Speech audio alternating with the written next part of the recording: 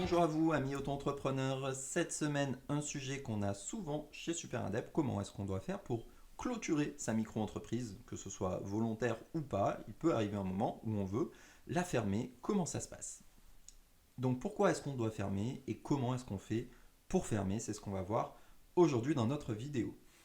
Globalement, évidemment, il y a deux solutions. Soit c'est volontaire, soit vous n'avez pas le choix. Ça peut être volontaire pour tout un tas de raisons. Vous arrêtez votre activité, vous redevenez salarié, vous, pour des raisons personnelles, devez arrêter l'entrepreneuriat, peu importe. Et dans les raisons obligatoires, il y a si vous avez changé de statut, parce qu'en fait, si vous êtes passé par exemple en EURL, vous n'avez pas le droit de le cumuler avec une micro-entreprise, donc ça va automatiquement clore. Ou alors, si vous avez dépassé les fameux plafonds 2 années de suite, dans ce cas-là, vous êtes obligé de changer de statut. Alors, par défaut, vous basculez en EI, mais du coup, en général, comme ce n'est pas l'option la plus intéressante, vous allez clore pour choisir un autre statut.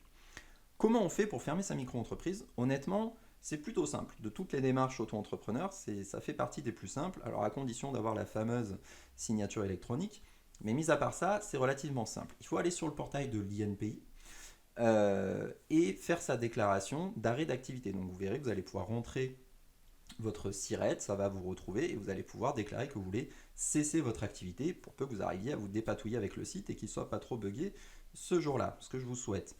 Ensuite, il faut déclarer votre dernier chiffre d'affaires et potentiellement votre dernière TVA. Il faut savoir, et c'est très important, que c'est la seule déclaration pour laquelle vous allez devoir déclarer ce que vous avez facturé en plus de ce que vous avez encaissé. Et oui, parce qu'une fois que votre auto-entreprise sera close, forcément, vous ne pourrez plus déclarer. Et donc, normalement, en auto-entreprise, on déclare tout le temps au moment où on reçoit l'argent. Il n'y a qu'une seule, alors en vérité, il y a plus qu'une seule exception, mais il y en a une en particulier, c'est quand on clôt sa micro-entreprise. Dans ce cas-là, c'est bien le mois de la clôture qu'il faut déclarer à la fois ce qu'on a facturé et ce qu'on a encaissé pour qu'une fois l'auto-entreprise clôt, on n'ait plus rien en fait à déclarer au niveau de cette activité. Donc évidemment, derrière, il faut payer ses cotisations et ses impôts liés à cette activité. Et il faut également ne pas oublier la CFE. Et pour ça, d'ailleurs, il faut faire attention à quel moment vous avez fermé, puisque toute année entamée, normalement, est due en termes de CFE. Donc même si vous fermez, par exemple, au 1er février, ce qui est rarement une bonne idée, mais peut-être que vous seriez obligé de le faire, eh bien, dans ce cas-là, vous êtes potentiellement obligé de payer la CFE au moins de janvier à février.